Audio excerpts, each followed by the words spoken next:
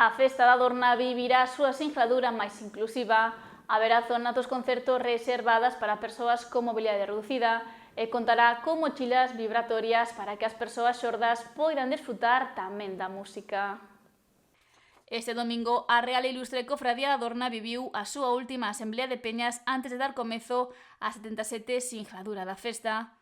Este ano a Marea Adorneira tomará rúas de Ribeira do 18 ao 24 de xullo e xa se coñece o cartel oficial desta edición. É obra de Robert Rodríguez, artista elixido polas peñas para elaborar o cartel, que se desvelou na asemblea. A Adorna ven acompañada de novidades, sobre todo no eido social, o ser a máis inclusiva da historia.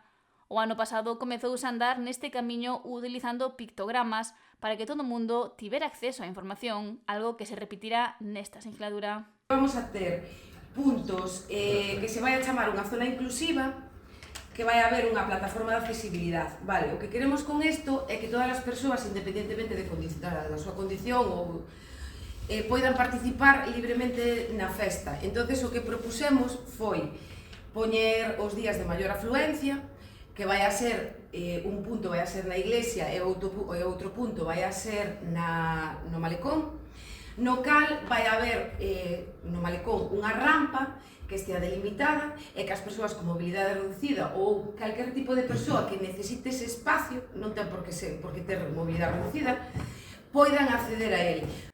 Estará sinalizado cunha bandeira distintiva ca icona de accesibilidade para que se vexa dende calquera punto. Na iglesia esa zoa vai a estar delimitada, pero non vai haber rampa porque non é necesario. Despois, o seguinte punto, tamén vamos a falar da accesibilidade sensorial. Este ano incorporamos lengua de signos, intérprete de lengua de signos durante os concertos de maior afluencia, incorporación de lengua de signos, de intérprete de lengua de signos, e aparte mochilas vibratorias, para que as persoas sordas, van a ser 3 en concreto, van a poder acceder a elas a través dun formulario, entonces poidan sentir a música no corpo. Haberá tamén un protocolo contra agresións sexuais. Ao longo da festa colocaránse 3 puntos violetas o venres 18, o sábado 19 e o xoves 24 de xullo. Respecto aos protocolos de actuación ante agresións sexuais, aumentamos o número de bares implicados activamente e coa colaboración de Mulleres en Acción creamos un protocolo para toda a hostelería, onde se explica como actuar, a quen acudir e como acompañar á víctima. O protocolo conta cunha versión simplificada para que o personal de hostelería o teña dentro da barra onde o poidan poñer unha pegatina, e como novo recurso haberán pegatinas informativas, que sería a segunda, cos pasos claros e sinxelos para actuar ante unha agresión, que estarán colocadas en todos os baños. Este ano impúlsase un proxecto piloto ao contar tamén con cubrevasos. Repartiránse 1000 cubrevasos reutilizables, co lema "en vaso tapado non entran drogas", a utilidade, como xa imaginades, é evitar a sumisión química e beber con tranquilidade, para que ninguén poida meter ninguna sustancia na nosa bebida.